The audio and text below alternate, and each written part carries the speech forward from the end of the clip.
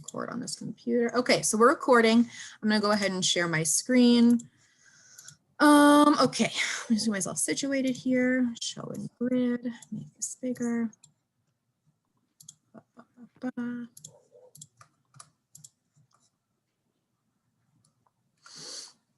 Okay, so before we get started with the training material, how are folks doing accessing the course material in the learning management system prior to? I got an email from 1 or 2 people saying that they're having challenges accessing it, but generally speaking, how are folks doing? Are you finding it easy to follow? Was the syllabus helpful? Any feedback is helpful for me.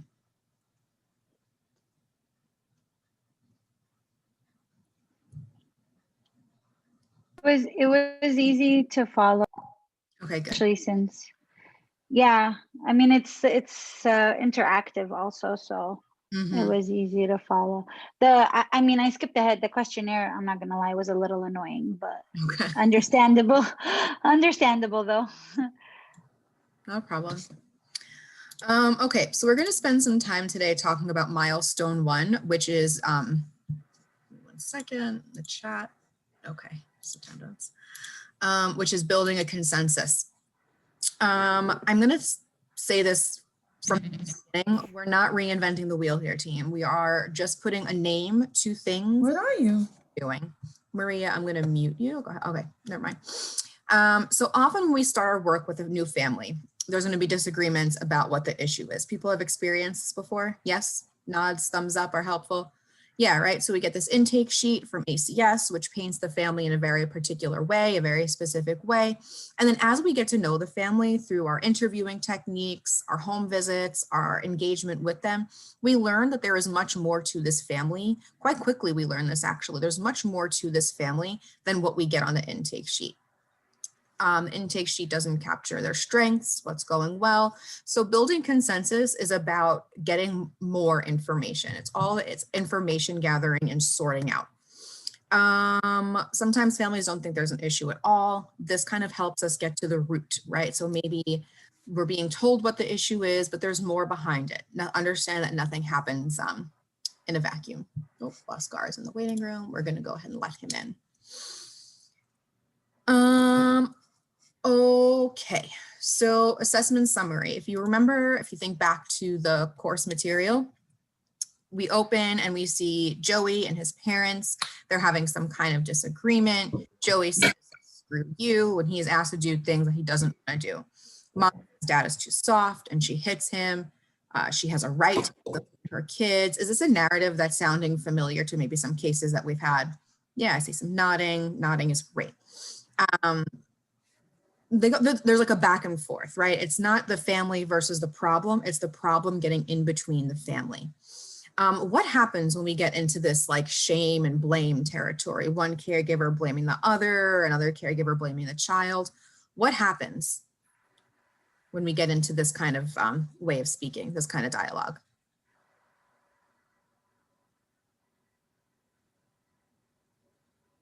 People get sidetracked. Then see the clear objectives. Yep, it's easy for us to lose focus if we're just consumed by the noise that's going on. What else? What else happens when we get into this back and forth? You get stuck. Raina says we get stuck. Christina, what did you say? Separates the family. Mm-hmm. They're not on the same page, you know, lack of communication and just. Yeah, lack of communication. Understand that conflict isn't always a bad thing, but when it escalates and leads to the lack of clear and productive communication, not ideal. So, pardon me for 1 second. Make sure I'm not seeing. Nothing gets done. Absolutely, we get stuck. It's easy to get distracted. Jasmine Green is here. Also for the child, he will take the advantage. I'm going to mute you. Your phone. Rosalind, can you repeat what you said?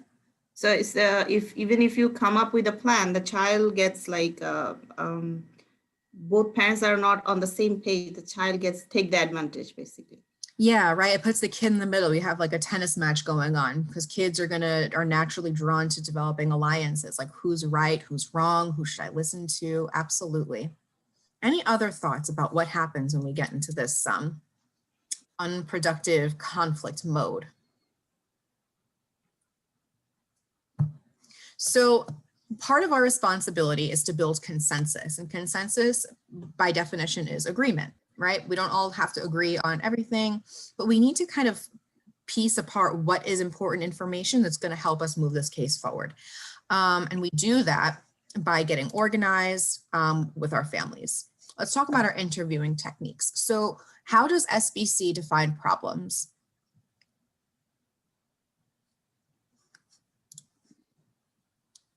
Oh, there. Go ahead, Raina. No. No, please. Oh, I lost my train of thought. Say that one more time. Sure. How does SBC define problems or issues? Concerns. They're concerns. But what are they? Are they things the family has done wrong? Flaws that the family has? What do we, when we're looking at problems through the lens of SBC, what are we looking at? I don't remember if it's SBC, but I know with ACS it's safety and risk issues, right? Safety. Not certain if that's synonymous. Yeah. So you're both kind of tap dancing around it, right? They're everyday normal developmental challenges. A lot of families who have toddlers struggle with potty training. A lot of families with school-age kids struggle with routine. So by normalizing these challenges, we are beginning to build consensus and agreement. We're conveying empathy.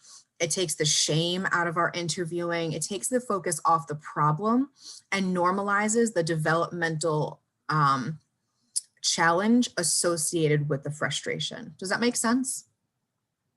Right, so we're not normalizing the abuse. We're not normalizing the neglect as a result of dealing with that developmental challenge, but the developmental challenge, by all means, normalize it to begin to build consensus with the family. Any other thoughts about how do we normalize developmental challenges? Someone give me a script for how you might normalize a developmental challenge.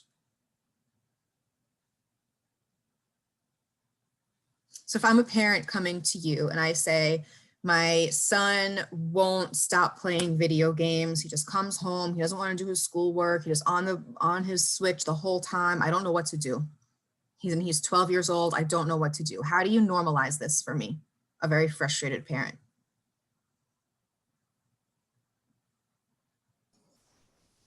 I guess you can you don't have to put yourself in that problem, telling them like, oh, I go through this as well, but you can tell them, okay, I have other families, they have teenagers, they deal with this as well. Teenagers tend to play video games a lot. Your child is not the only child. Yep, you're not alone and little better. going through. This is something that so many families struggle with. Something like virtual learning.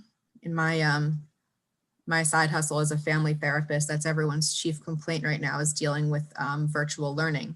So it's very easy for me to say, you're not alone in navigating this new world of virtual learning. I don't have to say anything about myself or how I may or may not be handling virtual learning. Okay, Waskar is here, great. Normalizing developmental challenges, conveys empathy. It takes the shame away from things being problem focused. Any other thoughts about normalizing developmental challenges?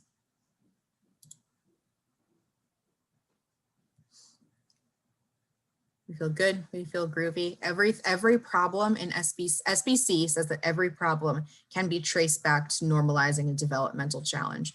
Raina, you brought up a good point last week about perhaps school or routine not always being the problem that we're working with in the medical program. So if we have a family who has 3 children, all with different, developmental delays, medical needs, how would we normalize that developmental challenge? Special example for medical folks. I mean, they're not the only people. I mean, I'm not gonna lie, they're not, one of the average, you want to say, but they're also still not alone. I mean, there's a lot of support groups for families, that deal with children with cerebral palsy, diabetes, autism, like all of that. So, I mean, it exists. It may not be the AKA normal thing that we see a lot, but it's still normal within our realm. Right. if that makes sense. Yeah, absolutely. Maybe it's like, maybe it's less like about like it being like statistically normal, but just saying like, oh, like you're going through like really difficult like challenges with your family, like with like your child's medical diagnosis, like, and it's natural for a parent to react this way or to become overwhelmed or like what have you. Yeah, being the parent of a special needs kid can be really isolating, really overwhelming. You're not alone. This is something that a lot of parents of special needs kids or kids with special needs, kids with medical concerns, this is something that a lot of them experience. How can we work together to develop a safe plan to make sure that everyone's needs are met? When we talk about tracking the sequence and history, this technique is when you use your handy dandy motivational interviewing skills, your open-ended questions, to get a clear picture of what's going on with this family, perhaps how long it's been happening. What are some questions we might ask to track the sequence and history of the problem and concern?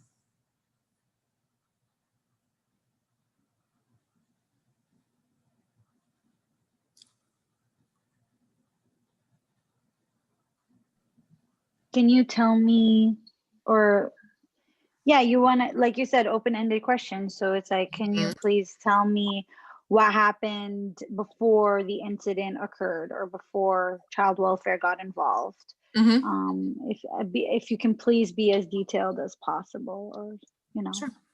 like that. Or do you mind, like, do you mind? Yeah.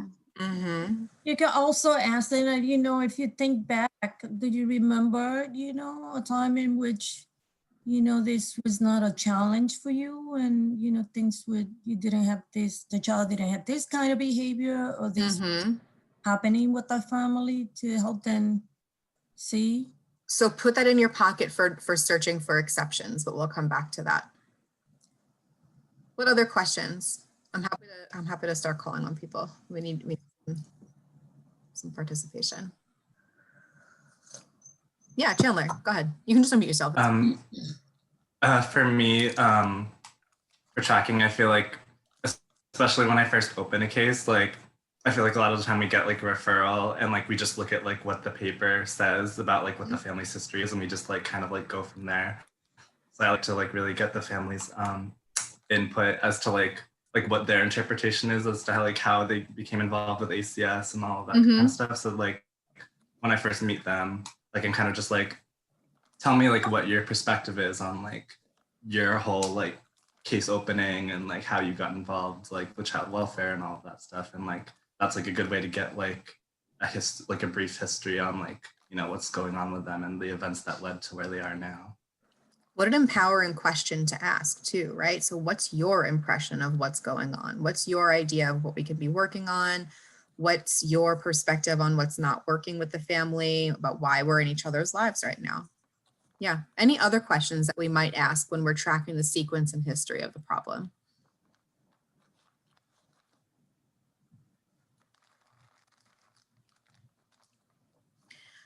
Let's move on to searching for exceptions. So things aren't terrible all the time. While they might seem terrible a lot of the time, they're not terrible all the time. So by using the technique of searching for exceptions, you're helping the family identify when things went well, and also working towards seeing how like the when things went well instance can become a normal situation. Way to handle the situation. Are we looking for perfection when we're searching for exceptions? No. No, right? No. Why? Why are we not looking for perfection when we're searching for exceptions? Because it doesn't, I mean, it just doesn't exist. It doesn't exist, right? So we're not looking for a time when 10-year-old went, oh yes, I'm ready for school today. I'm gonna shower, brush my teeth, you know, get the day started, clean my room before school, because we know that this isn't how kids are developmentally, right? So if we are on Monday, little Johnny wakes up and he stomps his feet on the way to the bathroom, then he gets in the bathroom and throws his toothbrush into the toilet and flushes the toilet and it floods the bathroom, and he, you know, walks out of the bathroom and punches little brother in the face. That's a troublesome morning routine, a troublesome way to start the day. If on Tuesday he just stomps his feet on the way to the bathroom, what were the circumstances that were different from Monday to Tuesday? And how can we make Tuesday more of a normal thing for the family? Incremental progress is still massive progress. Any kind of searching for exceptions questions we might ask. So if I'm telling you about like this really stressful morning routine I have with my family and I just don't know what to do, everything is so horrible, I'm so frustrated, I'm so stressed, but I need a solution. What's a question you might ask me, the caregiver? I would ask like, Yeah. if you wake up 1 hour early, if that's gonna help you somehow to finish your work and then wake up little Johnny. So that's a Well, good. then you're giving them the solution, and you're not. Sorry. No, go ahead. You're, Go ahead. you're giving them the solution, and you're not really collaborating, and it makes more of an impact when they start realizing their own solution. So that's when you start asking like, okay, so when was there a time, or do you remember a time recently where you didn't feel that overwhelmed? So can you, it's kind of like putting tracking with like, but searching that exception, because you're still going in the past, but you're also asking like what, when things were not as overwhelming or not as stressful, and then go from probably the night before, if you need to, like maybe that week you were working out every day, so you're able to release that, or and then this week you didn't, or something like that. So it could be different things.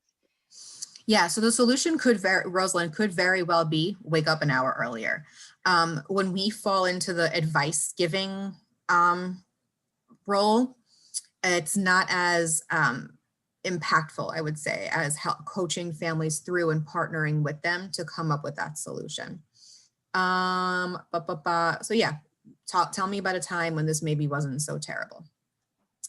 Separating intention from action. So in my years, I have one question about for searching for exceptions, because you brought up something important, like when children are in the children developmental stage, and then when they're turning to adolescent, if you forget, like if you really put aside child welfare, like let's say they didn't physically abuse, nothing happened, but just that jump from children to adolescence, that already in itself gives obstacles, because they're teenagers, or they're going to look for peer support rather than family support, all of that. So when you're doing that, when you're in that middle, like the 12-year-old in that middle of like you're still a child, but it doesn't really, like that searching for exception doesn't, not that it doesn't matter, but it's not as impactful because they're in a new stage right now, and they're behaving like that because they're in a new stage.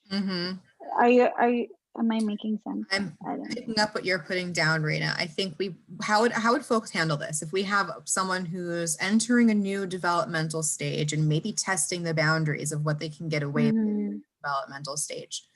How would our interviewing techniques change to meet that need?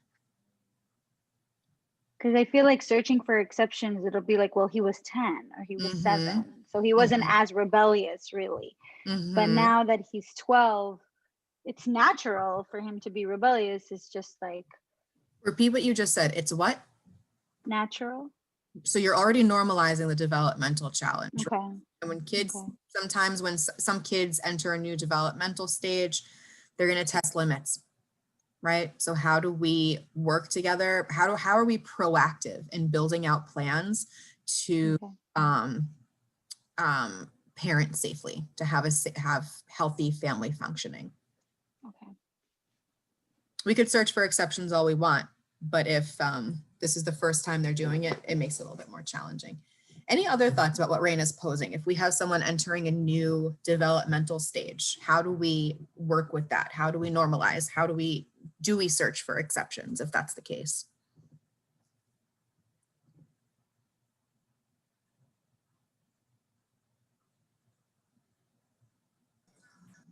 I guess track their strengths to the developmental stage. Like what was going well in the last stage, try to connect it to the next stage that they're Oh, sorry, everyone.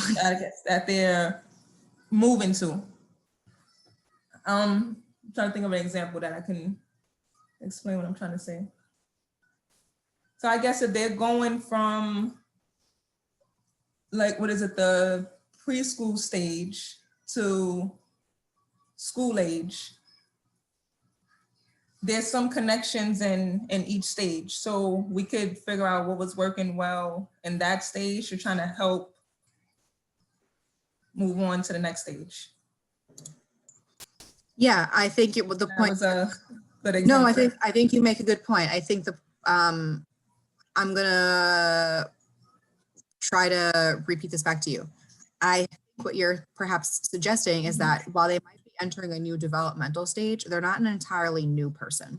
Exactly. As much as I like to think that once I turned 14, 15, 16, I knew everything there was to know about everything, I was still Maria. There were some things that I still liked about when I was 12, 11, 10. So taking what worked and applying it to this new developmental stage, if applicable. Yes. Thanks, Danielle. Thank you. Let's talk about separating intention from action. So been doing this work for a minute. I don't think I've ever met a family that meant to do harm to their child. Anyone here ever work with a family who really meant to just like abuse or neglect their child?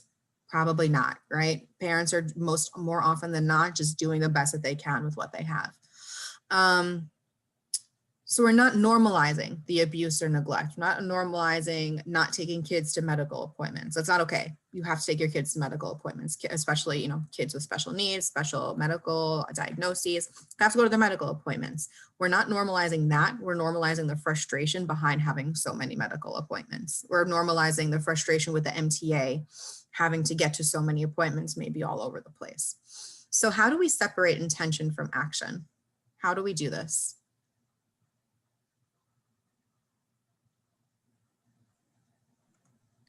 I think is Giving me an example if that's helpful.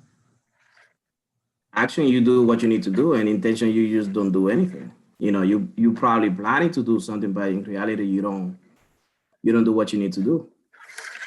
So I'm on the same page as you, Oscar. You have to do what you have to do as a parent, right? So how do we convey the separating intention and action with empathy that's not going to induce shame or blame or anything like that? Because we know that that's not productive. How do we do that? It's a tall order. Well, verbalizing that, that would be the first, where it's like for example, it's like, I know you didn't, well, maybe that's not the best, but something like, I know you didn't mean to like hit him or hurt him or bruise. Well, if the slap was so hard that it bruised him, you know, and she didn't mean to, you know, I can feel your frustration because you just wanted him to go to school or him to go to his appointment or whatever. But so starting with that, but then you have to like jump into but, however, and like, or and yeah, and you know, there are other ways there are other methods for you to probably get him rather than using that. Corporal punishment. Yeah. How else? Any other ideas about how we separate?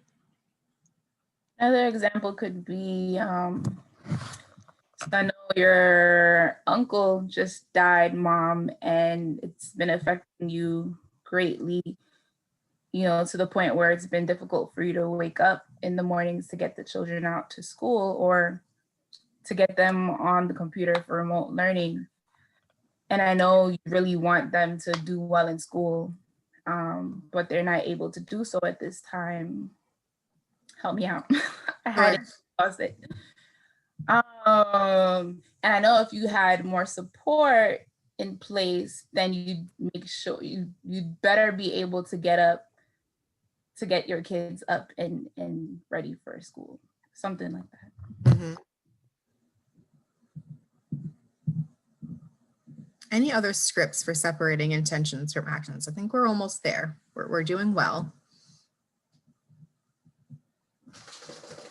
We try to identify, like, for example, they're missing their medical appointments, like what was working before that's not working now? Are you getting less support family members, maybe help me understand what's changed where we were able to make the medical appointments before that you can't make them now.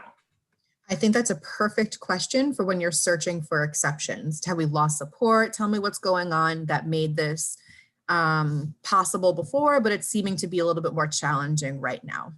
Beautiful question for searching for exceptions. I mean, one thing that I'm, oh, sorry. I'm going to come to Chandler. I was just saying.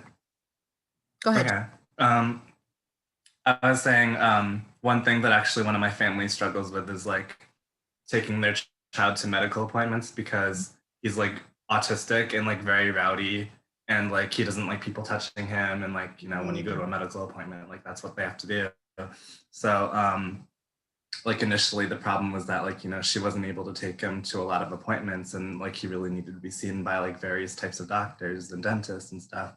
So like for that to be like, oh yeah, like I know that like you're not intentionally withholding him from going to medical appointments. I understand that it's just, you know, really hard to take him because he puts up such a fuss. So I know that if like, you know, if he wasn't so rowdy, like you'd probably be a lot more on top of his appointments because like you wouldn't be so exhausted having to try to take him every time. Okay. Yeah, absolutely. Normalizing the developmental challenge of having a child who is autistic, posing some unique challenges of getting him to a medical appointment. Yeah, my understanding is that you love your child. My understanding based on all of these interviewing techniques, I'm not jumping to any conclusions about what might be best. I'm not being prescriptive without getting the information that I need first.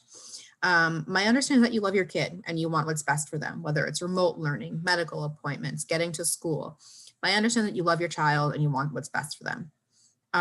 So let's work together to figure out a plan to make this happen in a safe way, because based on what I'm hearing, it has happened in maybe an unsafe way before. Always asking for, am I getting this right? Is there, please feel free to, you know, jump in if I'm missing anything. Because we might be making assumptions based on our own biases that we're bringing about the problem. If we've worked with a family with this problem before, we might say, oh, well, I've worked with a family with a child with autism and they did really well with this service. So let me just jump to the conclusion that this is going to work for this family too.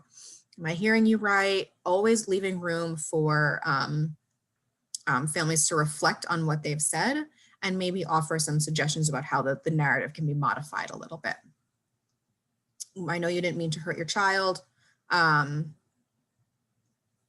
do we move forward in a safer way? Any questions about these interviewing techniques? Right, so that a surprise of no one, these are probably all things that you're already doing. It's just putting a name to it. All of these interviewing techniques, the goal is to build consensus, to build agreement on how we don't need to know like who did the abuse, who did the neglect. We're not pointing fingers here. This is so we're getting organized, we're getting on the same page without introducing shame or blame. And these techniques are like, we don't, because I can see like some of them not work, like, you know, because sometimes we have caretakers that are just, you know, they have a tunnel vision, not purposefully, but that's just how it is.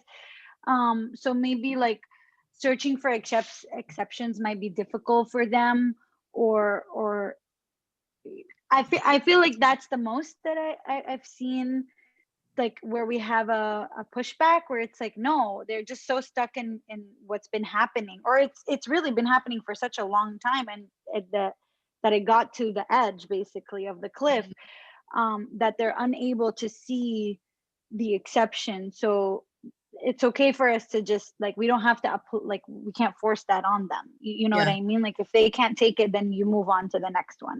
I'm sure, right? Yeah. So I think what you can do, and feel free to push back on this, is normalize that too, right? When we get so stuck in the, like in the, what's the expression? Stuck in the mud, stuck in the woods, whatever it is. When we get stuck in a way of doing things for a very long time, often that's what becomes comfortable. Just because something's comfortable doesn't mean it's good.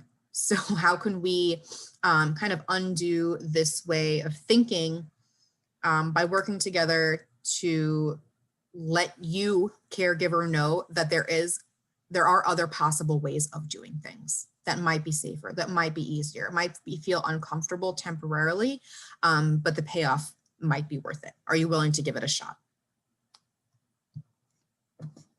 Great. So SBC splits problems into family level issues and individual level issues. Family level issues, everyday developmental activities that a family must accomplish safely. Family level issues are not the sole responsibility of one person. So things like making sure kids make curfew, providing appropriate supervision, keeping the home safe, all family level issues, because it is not the sole responsibility of one adult in the home. What are some other examples? And we'll go through a whole list. What are some other examples of what we might call a family level issue, not an individual level issue? I'm gonna call in some people. Monica, what's an example of what a family level issue?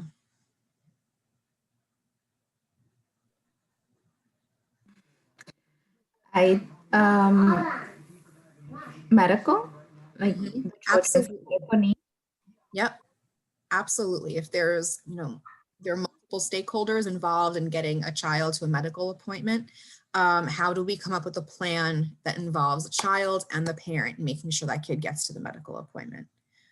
Thank you. Emily, what's another example of a family level issue? Okay. Julie, what might an example of a family level issue be?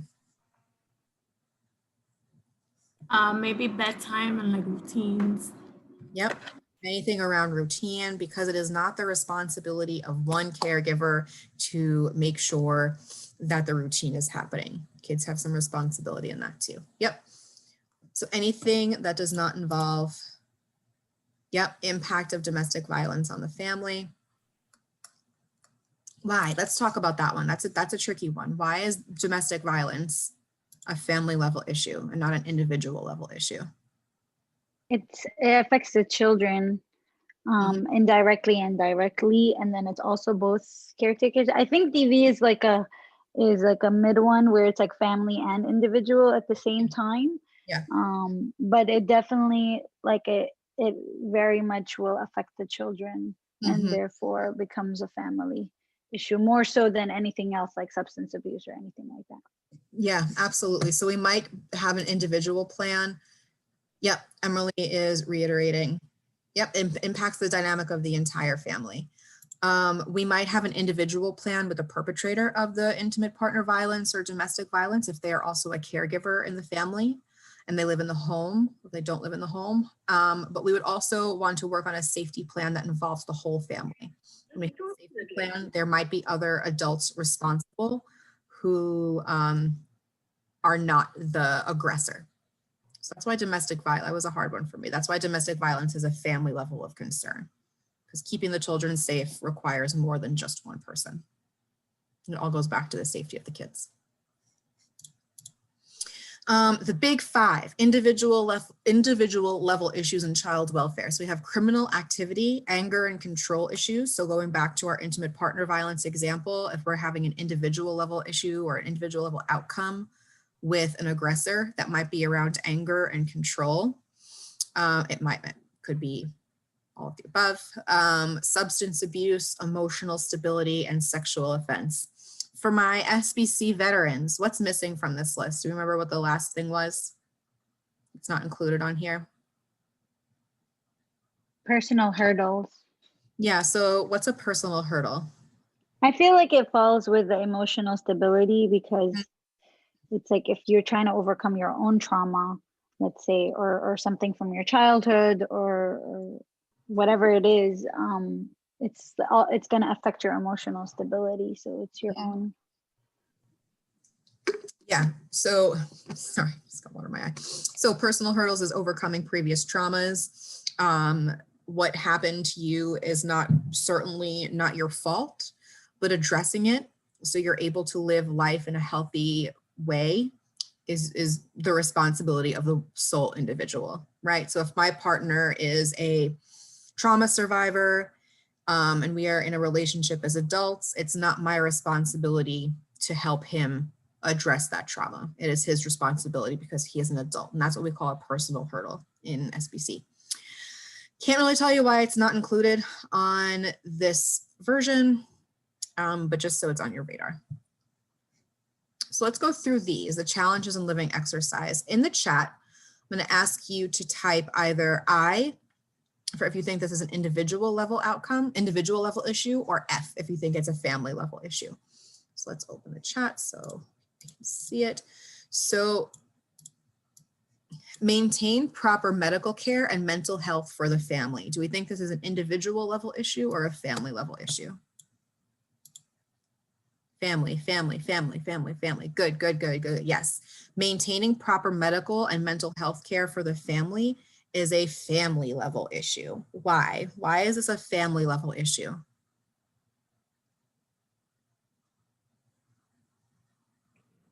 Christina, why would we call this? You said this is a family level issue. Why is it a family level issue? Because it'll impact the whole family, you know. That's one of the reasons why a case can get called in. If it's, you know, medical neglect, if they're not taking the children to the appointments, it affects the whole family's dynamic. Absolutely. Thank you. I appreciate it. Nurture the children, individual or family level? Rosalind says family, Chandler says family, Karen says family. Yes, yes, yes. This is a family level issue. It is not the sole responsibility of one person. None of this falls under our cases acronym. There's no criminal activity. This is spelled incorrectly, but ensure healthy development of children through interaction, family or individual. Yep, yep, yep. Family, family, family, family, family. Keep clean and sober. Yep, individual. Because if we go back, we see our individual level issues. This would be substance abuse or substance use for sure. Individual level outcome. It's no one's responsibility for someone to keep clean and sober, but the person who needs to keep clean and sober. Let's skip around a little bit. Arrange a visitation plan that works. This is family or individual.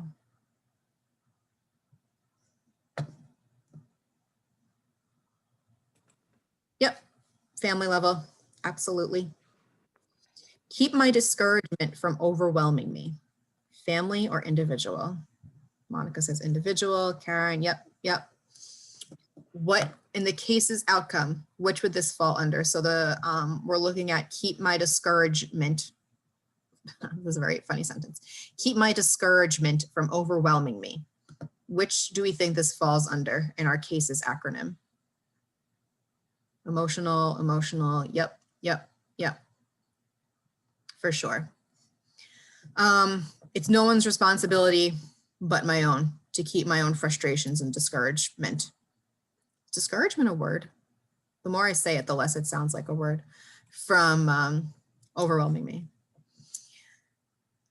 Use non-aggressive forms of discipline. Is this family or individual?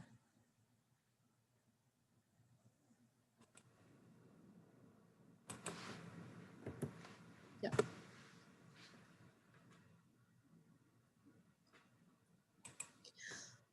Let's do two more. Keep bugs away from the family. It's an easy one.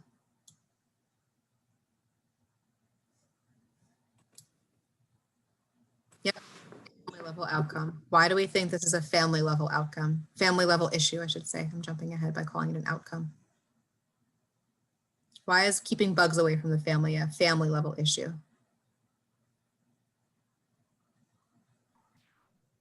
It would take not only the individual to do it, it would take the family to get it done. If there's children in the home, give out chores, cleaning, yep, bugs, it takes everybody. Great. Let's do one more. That's an easy one. Manage purchasing and cooking of meals.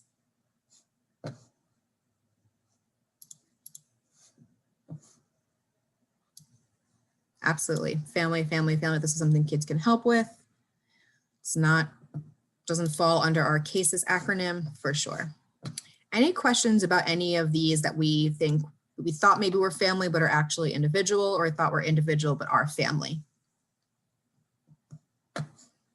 Anything that does not fall under the cases umbrella is a family level issue. Beautiful. So let's talk about deal breakers versus, how are we doing? Do we want like a 5-minute break and then come back? Do folks need a break? Maria's nodding. Let's take 5 minutes. Let's come back at 1:25. We're almost done, so we're not gonna, it's not that serious, but at 1:25 we'll resume.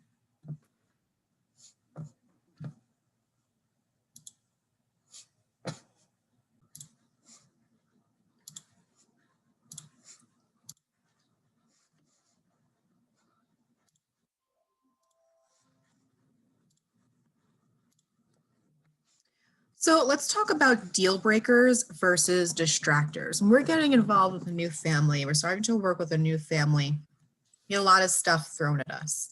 What do we define as a deal breaker in child welfare and in SBC? What's a deal breaker? Like stuff where the child's like safety is in jeopardy, like, you know, like physical, just like physical, like corporal punishment and stuff like that, and abuse, medical neglect. Absolutely. So anything that directly affects the safety and well-being of a child. What's an example of a deal breaker? Not a deal breaker, sorry, a distractor. We have our deal breakers that are abuse, neglect. What are some distractors that we've either experienced or seen?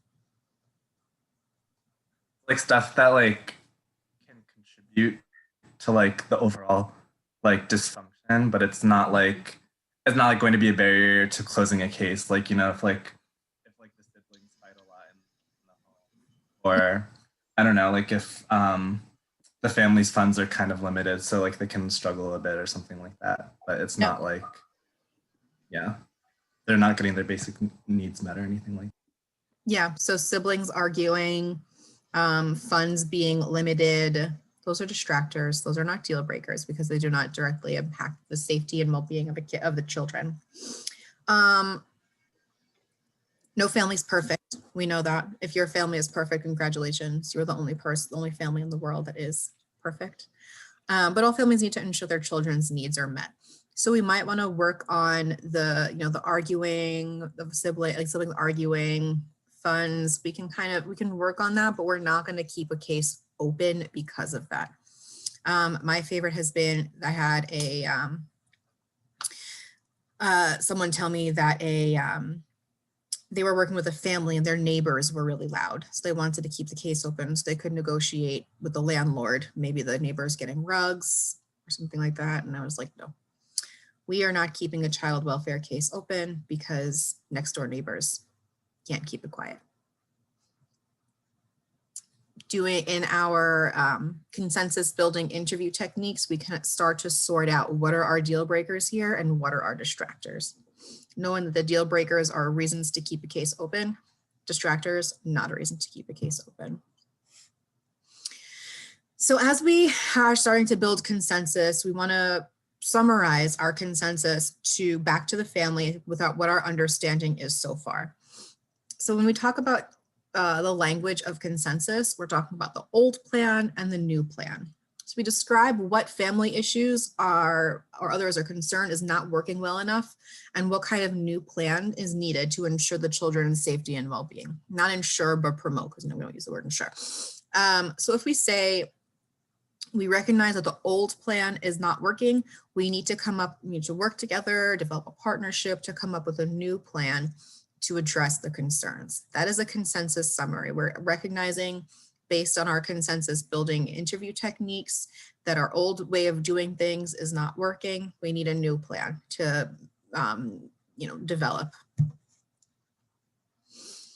So if we're consensus summarizing based on a family level outcome, so supervision, routine, schoolwork, intimate partner violence, getting kids to medical appointments, addressing medical concerns. Part one of our family level outcome in a consensus summary, we just summarize what they've been doing that's not working.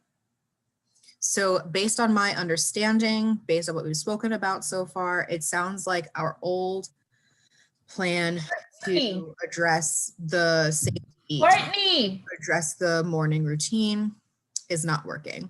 So my hope is that by working together, we can, come up with a new plan to address the morning routine, figure out how to get everyone off to school in a way that doesn't, cause a ridiculous amount of stress for everyone involved. Old plan, new plan. Naming the situation that was a safety and risk concern is necessary. There's no, we're taking all the guesswork out of it. There's no guessing games as to what the issue was. Any questions about developing a consensus summary? We build consensus with our interview techniques and we summarize what's going on. This is the milestone 1 from beginning to end. So similarly, on the individual level outcome, we summarize what we're understanding, what our understanding is of the individual level concern. So thinking back to cases, criminal activity, substance use. It sounds to me, based on what we've spoken about, that the plan that you've been using to manage your anger, to manage your emotions, to manage your substance use, it just sounds like it hasn't been working.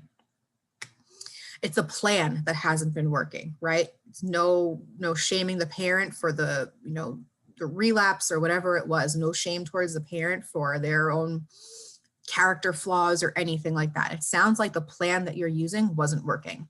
It's you and the parent versus the problem, not the problem between you and the parent and the caregiver. Sounds to me like the plan that you've been using isn't working. So how can we work together? My hope is that we can work together to come up with a new plan to address this so you can safely parent your children. Very, very straightforward. Nothing that we're not doing already. Any questions about developing an outcome statement? A consensus summary. Danielle, is that a hand or are you fidgeting? Okay. Full plan. No, it's not. Sorry, I was just rereading the Yeah. You're good. You're good. It sounds to me like the old way of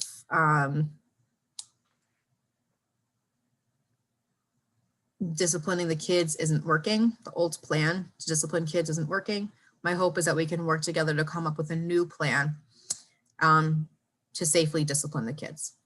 Parents have a right to discipline their children in a safe, healthy, productive way. We're not taking away anyone's right to discipline their children.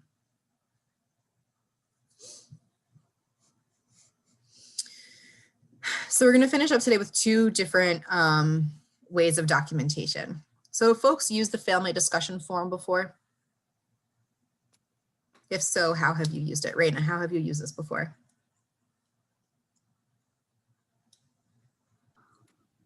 This is when you put in, like, when you're listing all of the family member, like it's a genogram, right? So you're listing all the family members, the family supports, the kinship, whoever can basically help with because you're working on getting an outcome. So whoever you're kind of creating that like genogram or support system where you're putting everybody what their role is, what they're going to be doing, and all, not what they're going to be doing, but what their role is. And then, because obviously you can't expect like a 2-year-old to start cleaning up his own diaper, you know what I mean? So whatever it is can do that. And then after you're writing like what are the issues, like in huge bubbles, so that you could focus on the 2 main concerns that are the deal breakers, and then also the individual issues so that you can also focus on those that are the deal breakers, while the distractors can like be like woven in, but it's more so the deal breakers, right? Yep. Yeah, definitely. So this is a really good supervision tool in helping supervisors get organized alongside case planners. We'll continue to talk about the parallel process of that. But if you want to use this in supervision, it's a really great tool to use in the beginning to kind of sort yourself out too, because now you have you've coached the family through sorting out their stuff. Now you as worker, as supervisor, are going to help each other sort out all the information you've gotten so you have a clear picture of what's going on. This is helpful like 30, 45-day conferences, initial FGCs, that kind of stuff. Great. Because the thing is that what I've seen, and I'm sure a lot of the case planners will, I mean, I feel they may agree, is that like the distractors become like really big distractions and we forget our own goals. So that's why a lot of the times it's hard to move the family towards closure, because it's just so many distractors day by, like every time you come into the house, it's like, oh, this happened, this happened, this happened, this happened. It's like, whoa, whoa, whoa. So they also get like sucked into that life. So sometimes having that perspective can help. I'm not mistaken, right, guys? I don't know. No, I am. They don't really want to say anything, but that's true what you said, you know. Go ahead. No, I'm picking up what you're putting down. I think that it's, how can I say this in a diplomatic way? I think it's easy for anyone to become, one, attached to families. I think it's a natural, normal, I'm normalizing the developmental challenge of doing this work, is that you want to help families. You want to make sure everything is taken care of before you part ways. And that's totally normal, a totally normal reaction to have when you've developed a therapeutic relationship with a family. You've done all this hard work to coach the family through some really tough things. And then to say like, well, actually, this is just a distractor. SBC, this is a distractor, not a deal breaker. So I'm out.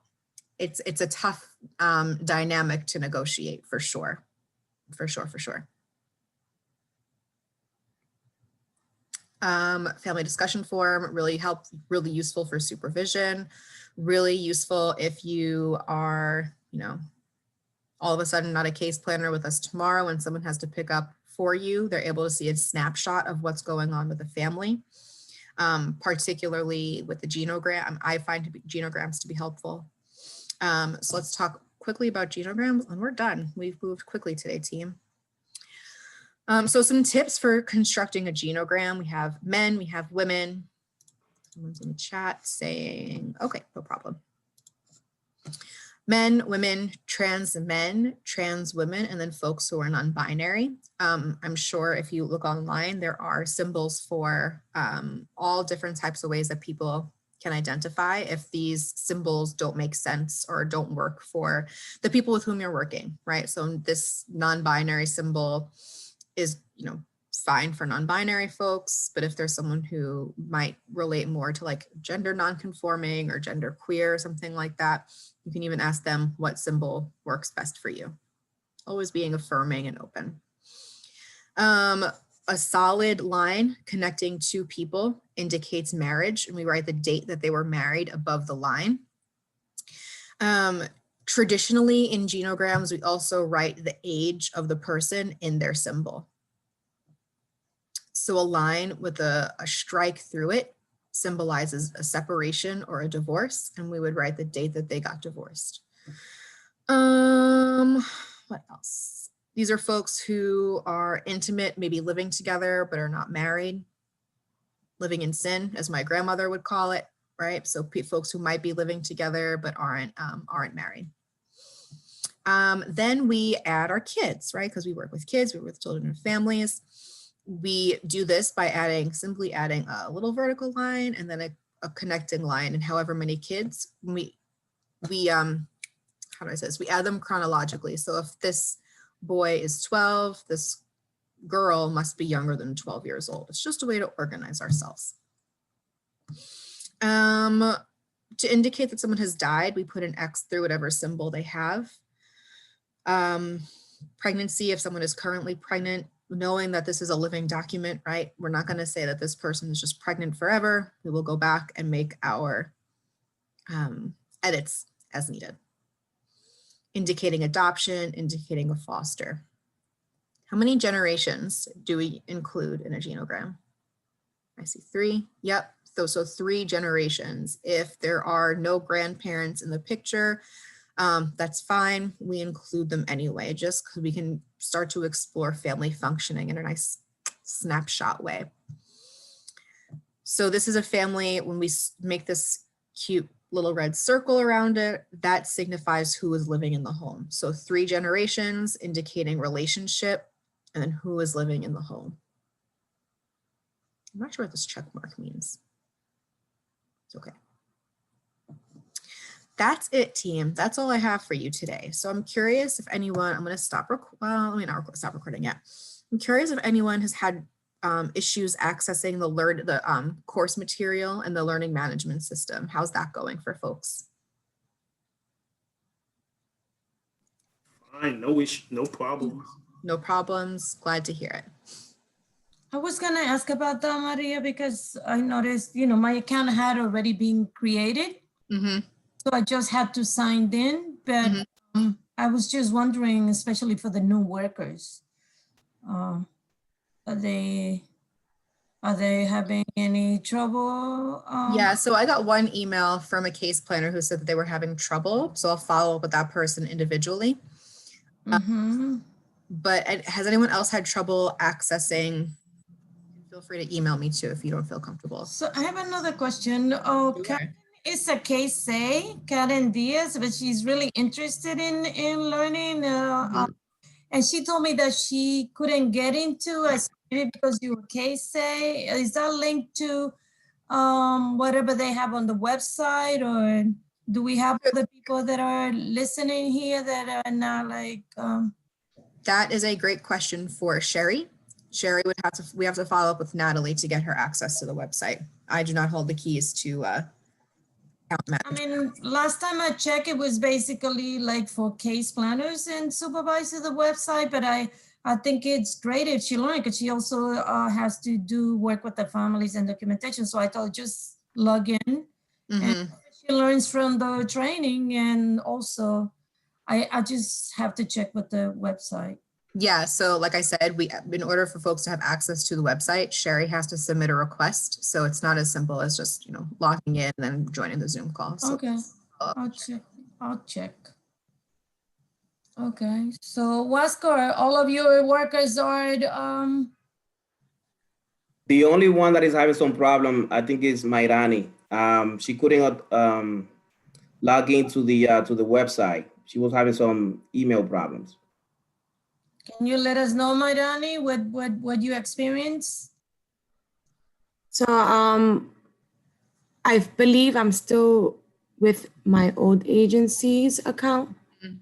So but with my old agency, I did it through my personal email. Got it. So they sent a link through my personal email, but it's not linking with my work one. Okay, Mairani, can you email me that? Because I'm going to forget as soon as I hang up this call.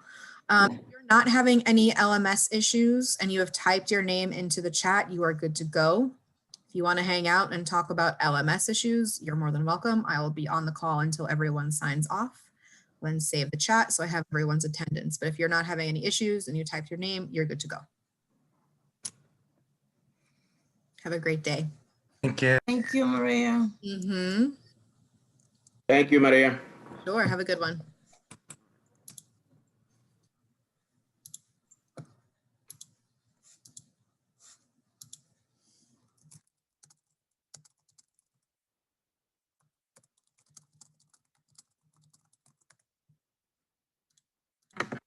Okay, so you want me to stay on the... No, just shoot me an email with what the Okay. that way I can just forward it to Natalie and Sherry so they can take care of it.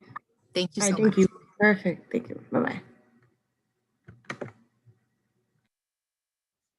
You're good, Samuel? You're muted. I can't hear you. I can't get out of the system here. Oh, no problem. I'm about to end the call as soon as I save the chat. Have a good day. You too. Okay.